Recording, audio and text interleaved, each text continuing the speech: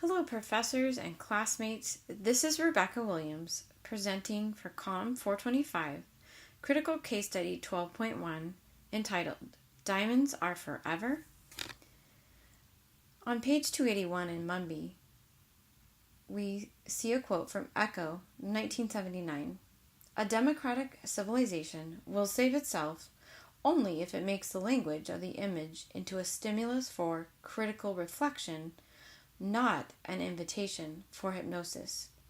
Chapter 12 covers branding and consumption.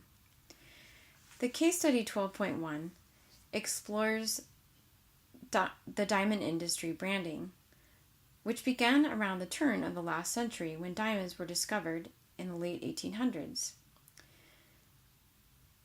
As soon as they became discovered, mining companies quickly realized that they were quite plentiful.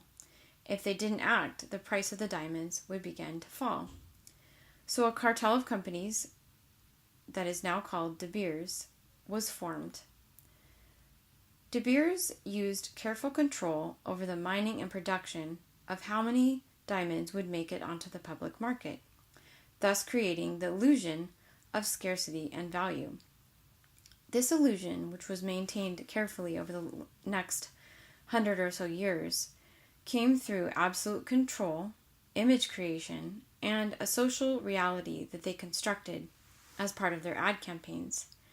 This caused the price of the diamonds to remain high and the value in the public's eyes to be overwhelmingly high. Diamonds are known as a symbol of love, romance, and eternality. On page 286 of Mumby, we read that corporations and companies literally can create any meaning or quality and attach it to an object or a product. This is known as the floating signifier effect, which is absolutely what De Beers used for their diamonds. Three themes that I found in the case study were control. As stated earlier, De Beers controlled the mining and production and how many diamonds were available for the market. They also created an image around their diamonds. They created the image through media at the time, television, radio, etc. They created an image of a diamond being extremely valuable, something that you would give to a loved one, a family heirloom, and something that was once bought, not sold. It was forever.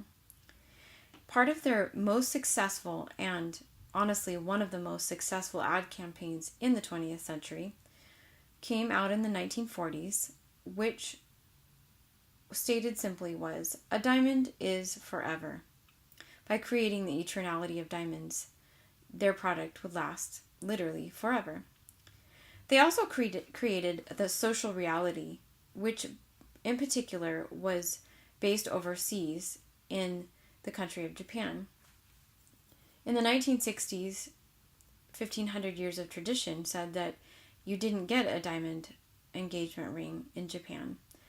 Through ads depicting European couples doing things outside, they encouraged Japanese couples to break tradition and culture and to buy a diamond engagement ring. By the 1970s and 80s, the figures for diamond engagement rings had risen over 60%. So the branding by De Beers has been considered an extremely successful marketing campaign and branding. It proves how companies can manage meanings in our lives, and also, as all branding takes place today over the internet, television, etc., they really invite the consumer into a relationship with their products. The recommendations I have is, despite their success in managing meanings and their profitable global ad campaigns, De Beers really did have a monopoly on the diamond market, and they also imposed a great amount of corporate colonization over the past century in regards to their diamonds. For corporations to be successful at their branding, it should not preclude a level of authenticity, integrity, and also practicing fair business practices. And for consumers, my recommendations is that we can't escape branding. It's all around us and in our world, in our society. And yes, it is meant to convince us which is the point of branding. But we still have a responsibility as a consumer to be aware of our actual needs, to be an active respondent to those things that we see that are managed meanings by companies and corporations, and to participate in the communicative processes of our world, and not just be an innocent bystander or pretend it doesn't exist. This last slide, I've included several videos. The first is a brief history of De Beers, which explains in a very positive light the ways that they have ruled the market over the last 100 years or so. The second is an ad from the 1990s, and that shows their enduring theme that a diamond is forever. And the last slide is one of their newer marketing campaigns, which again is overseas. And this particular video is aired on Chinese television, and that is their current market push is for Chinese markets. My reference is Mumby, and I appreciate your time and energy to watch this video, and I look forward to watching each of yours.